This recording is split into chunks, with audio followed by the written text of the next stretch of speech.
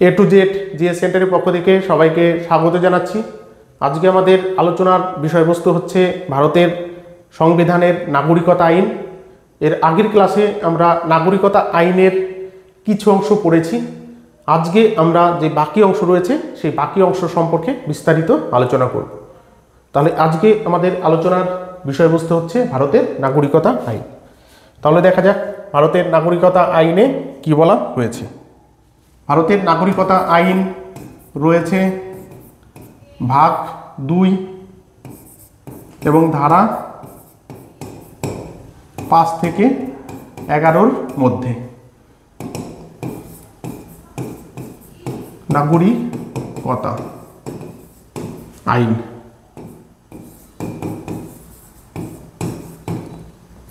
তাহলে ভাগ 2 এবং ধারা 5 থেকে 11তে ভারতের নাগরিকতা আইন সম্পর্কে আলোচনা করা হয়েছে। আমরা গত ক্লাসে 5 থেকে 11 পর্যন্ত ধারা সম্পর্কে আলোচনা করেছি। তাহলে নাগরিকতা আইনের সর্বশেষ ধারা হচ্ছে 11। তাহলে 11 নম্বর ধারায় কি বলা হয়েছে? 11 নম্বর ধারায় বলা হয়েছিল যে তৎকালীন পরিস্থিতিতে অর্থাৎ স্বাধীনতার পরবর্তী সময়ে পাকিস্তান এবং ভারতের মধ্যে এক অস্থিতিশীল পরিবেশ চলছিল। কারণ ভারত থেকে কেউ পাকিস্তানে যাচ্ছিল, আবার পাকিস্তানের থেকে কেউ ভারতে আসছিল। তাই সেই সময় ভারতের সংবিধান প্রণেতাগণ স্থায়ীভাবে নাগরিকতা আইন বানাতে পারেনি। এই কারণে সংবিধান প্রণেতাগণ 11 নম্বর অনুচ্ছেদে লিখে গেছিলেন যে পরবর্তী সময় অর্থাৎ যখন ভারত এবং পাকিস্তানের মধ্যে জনগণের বিনিময় সম্পন্ন হবে এবং একটা স্থিতিশীল অবস্থা আসবে, তখন ভারতের সংসদে স্বরাষ্ট্র মন্ত্রক আলাপ আলোচনার মাধ্যমে একটি স্থিতিশীল বা স্থায়ী নাগরিকতা আইন বানাবে। আর সেই অনুসারে অর্থাৎ 11 নম্বর ধারার যে বিষয় বা ধারায় যা বলা হয়েছে সেই অনুসারে 1955 সালে ভারতে স্থায়ী নাগরিকতা আইন সংসদে স্বরাষ্ট্রমন্ত্রীর প্রতিনিধিত্বে আলাপ আলোচনার মাধ্যমে বানানো হয়। এবং 1955 সালে এই আইন বানানো হলেও এই আইন প্রয়োজনের সাপেক্ষে পরপর সংশোধিত হয়েছে। তাহলে কবে কবে সংশোধিত হয়েছে? 55 সালের পরে সংশোধিত হয়েছে।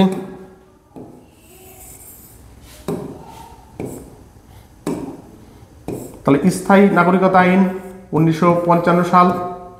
এরপরে এই আইনের কিছু অংশ সংশোধন করা হয়েছে 1986 সাল। এরপরে আবার সংশোধন করা হয়েছে 1992 সাল। এরপর আবার সংশোধন করা হয়েছে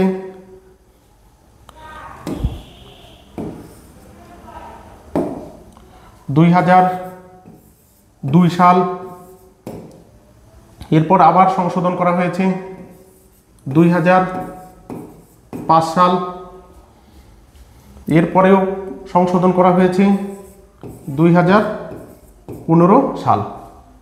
তাহলে ভারতের নাগরিকতা আইন স্থায়ীভাবে তৈরি করা হয় 1955 সালে।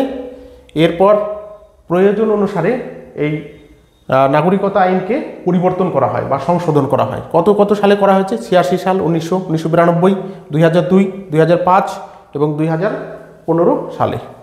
তাহলে আমরা দেখব যে 1955 সালের নাগরিকতা আইনে কি বলা হয়েছে, অর্থাৎ স্থায়ী যে নাগরিকতা আইন বানানো হয়েছিল তাতে কি বলা হয়েছে।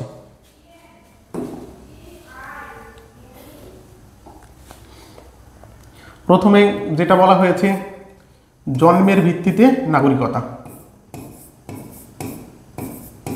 জন্মের ভিত্তিতে। তাহলে 1955 সালের নাগরিকতা আইনে বলা হয়েছিল ভারতবর্ষে কেউ জন্মালে সে ভারতের নাগরিক। তার বাবা মা ভারতীয় বা বিদেশি যেই হোক না কেন, ভারতে যদি কোনো বিদেশি নাগরিক ভারতে কোনো সন্তান প্রসব করে তাহলে সেই সন্তান ভারতের নাগরিক বলে বিবেচিত হবে। তাহলে এটা কত সালে? 1955 সালের নাগরিকতা আইনে বলা হয়েছিল। কিন্তু এই নাগরিকতা আইনের ফায়দা তুলছিল অনেকে, যেরকম পাকিস্তান থেকে অনেকে ভারতে ঘুরতে এসে তোমার সন্তান প্রসব করত এবং সেই সন্তান ভারতের নাগরিক হতো। এবং পরবর্তী সময়ে সেই সন্তান বিভিন্ন দেশ বিরোধী কাজে জড়িয়ে পড়ত।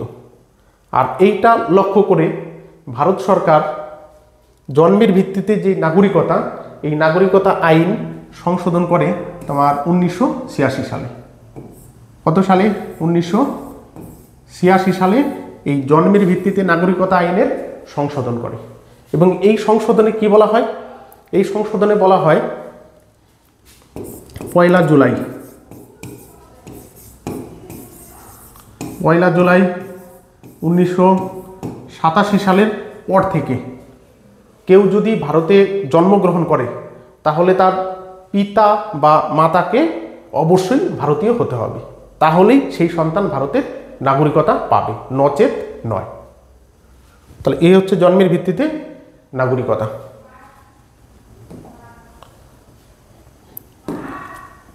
দ্বিতীয় যেটা বলা হয়েছিল বংশের ভিত্তিতে।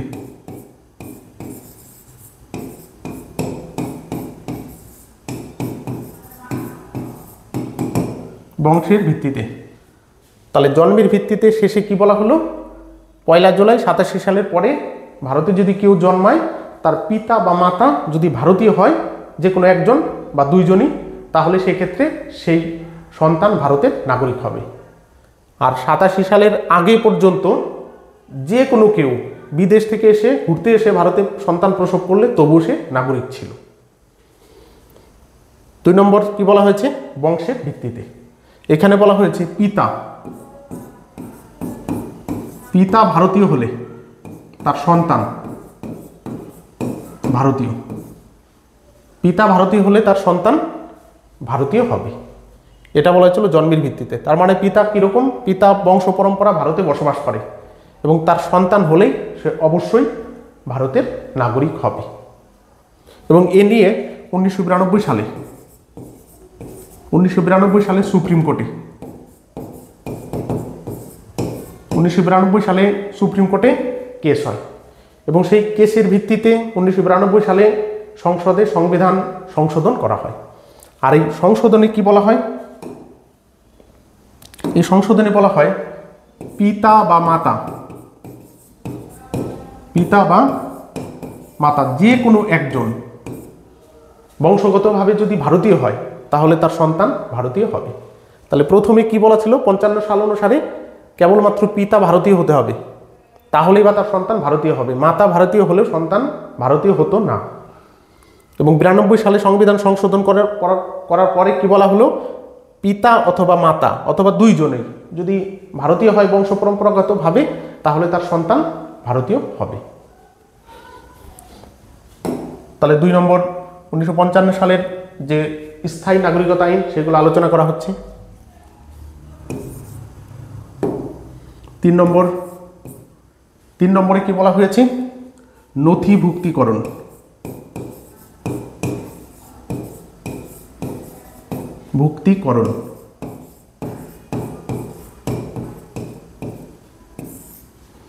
তাহলে নথিভুক্তিকরণ মানে কি? নথিভুক্তিকরণ মানে কোনো বিদেশি নাগরিক যদি ভারতে আসে এবং ভারতে বিয়ে করে এবং বিয়ে করার পরে 7 বছর ভারতে থাকার পর সে স্বরাষ্ট্র মন্ত্রণালয়ের কাছে ভারতের নাগরিকতার জন্য আবেদন করতে পারবে। এক্ষেত্রে স্বরাষ্ট্র মন্ত্রণালয় খতিয়ে দেখবে তার নামে কোনো পুলিশি কেস আছে কিনা বা দেশবিরোধী কোনো কার্যকলাপ করেছে কিনা। সমস্ত বিষয় খতিয়ে দেখার পরে স্বরাষ্ট্র মন্ত্রক যদি মনে করে তাকে ভারতের নাগরিকতা দেবে, তাহলে অবশ্যই দিতে পারে, এবং না মনে করলে নাও দিতে পারে। এটাকে কি বলা হচ্ছে? নথিভুক্তিকরণ। তার মানে ভারতে এসে বিয়ে করতে হবে এবং 7 বছর বসবাস করতে হবে, তারপরেই বা নাগরিকতার জন্য আবেদন করতে পারবে। এবং সরকার চাইলে তাকে দিতে পারে, আবার চাইলে নাও দিতে পারে। নথিভুক্তিকরণ বর্তমানেও চালু রয়েছে এই পদ্ধতি।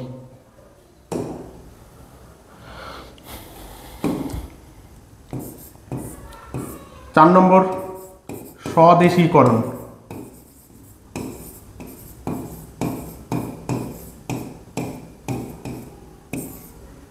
স্বদেশীকরণে কি বলা হয়েছে?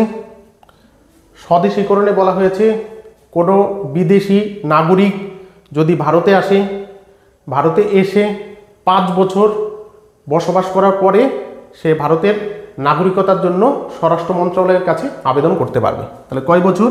5 বছর বসবাস করার পরে সে স্বরাষ্ট্র মন্ত্রণালয়ের কাছে আবেদন করতে পারবে নাগরিকতার জন্য। স্বরাষ্ট্র মন্ত্রণালয় তার সম্পর্কে সমস্ত খোঁজখবর নিয়ে ইচ্ছা করলে তাকে নাগরিকতা দিতে পারত। কিন্তু এই সিস্টেমটাকে সংশোধন করা হয় 2002 সালে। কত সালে সংশোধন করা হয়? 2002 সালে। আর 2002 সালে স্বদেশীকরণকে সংশোধন করে এই 5 বছরের জায়গায় বাড়িয়ে এটাকে করা হয় 12 বছর। কত বছর করা হয়? 12 বছর। অর্থাৎ এবং 2002 সালে সংশোধন করা হয় এবং এটা লাগু হয় 2004 সালে। তাহলে 2002 সালের সংশোধন অনুসারে 2004 সালের পরে কোনো বিদেশি নাগরিক ভারতে যদি আসে তাহলে তাকে কমসে কম 12 বছর ভারতে বসবাস করতে হবে, তারপরে স্বরাষ্ট্র মন্ত্রণালয়ের কাছে নাগরিকতার জন্য আবেদন করতে পারবে। স্বরাষ্ট্র মন্ত্রণালয় তার সম্পর্কে খোঁজখবর নেবে, নিয়ে যদি মনে হয় নাগরিকতা দেবে এবং নাও দিতে পারে। তাহলে 2004 সালের আগে পর্যন্ত কত বছর ছিল? 5 বছর ছিল। এটা কত সালে তৈরি করা হয়েছিল? ওই 55 সালে নাগরিকতা আইন অনুসারে এটা তৈরি করা হয়েছিল।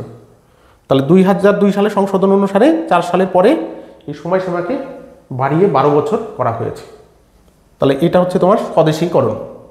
এছাড়া এখানে আরও কিছু বলা হয়েছে।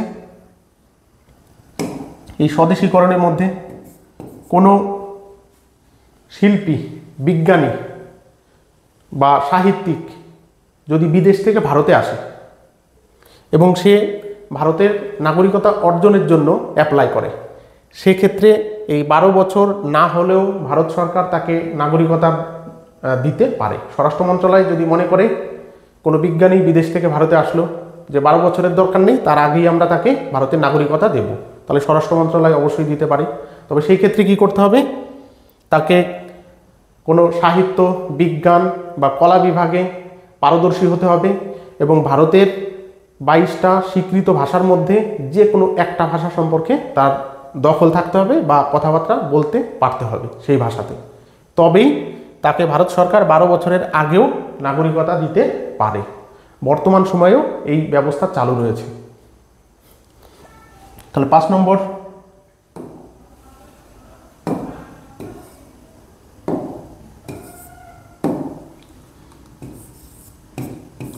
কি বলা হয়েছে?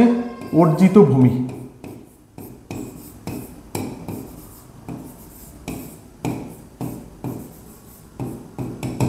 অর্জিত ভূমি ভারতের সংবিধানে বলা রয়েছে কোনো দেশের কোনো অংশ ভারতের সঙ্গে যুক্ত করা যাবে, অথবা কোনো দেশ ভারতের সঙ্গে যদি যুক্ত হতে চায় তবে সেই দেশকে ভারতের সঙ্গে যুক্ত করে নেওয়া যাবে। এটা ভারতের সংবিধানে বলা রয়েছে। এই অনুসারে কোনো দেশের ভূমি যদি ভারতের সঙ্গে যুক্ত হয় তাহলে সেইখানে যারা বসবাস করছে তারা অটোমেটিক ভারতের নাগরিকতা পেয়ে যাবে। তার উদাহরণও রয়েছে ভারতে, যেমন 1975 সালে সিকিম ভারতের অন্তর্ভুক্ত হয় এবং সিকিম ভারতের অন্তর্ভুক্ত হলে সিকিমের যে জনগণ ছিল সেই জনগণ অটোমেটিক ভারতের নাগরিকতা পেয়ে যায়। আর উদাহরণ দেওয়া যায়, যেমন বাংলাদেশ রয়েছে, আমরা কোনোদিন যদি বাংলাদেশকে দখল করি তাহলে বাংলাদেশের নাগরিক অটোমেটিক ভারতের নাগরিক হিসাবে গণ্য হবে। তাহলে এই হচ্ছে 1955 সালের যে নাগরিকতা আইন তারা তৈরি করেছিল এবং সংশোধন করার পরে যে অবস্থা সৃষ্টি হয়েছে সেইগুলো। তাহলে আজকের মতো ক্লাস এখানেই সমাপ্ত করা হচ্ছে। এর পরবর্তী ক্লাসে আমরা এনআরসি, সিএ, এনপিআর এই বিষয়গুলো কি আছে তা নিয়ে ডিটেলসে আলোচনা করব। তবে যারা এখনও চ্যানেলটি সাবস্ক্রাইব করেনি তারা অবশ্যই চ্যানেলটি সাবস্ক্রাইব করে নেবে, কারণ আমাদের এই চ্যানেলে সংবিধানের 1 থেকে 395 ধারা পর্যন্ত প্রত্যেকটি ধারা আমরা খুঁটিয়ে খুঁটিয়ে পড়ব, যাতে ভারতের যত পরীক্ষা আছে কোনো পরীক্ষাতে কোনো কোশ্চেন না বাদে বা কোনো কোশ্চেন আনকমন না আসে। সবাইকে ধন্যবাদ।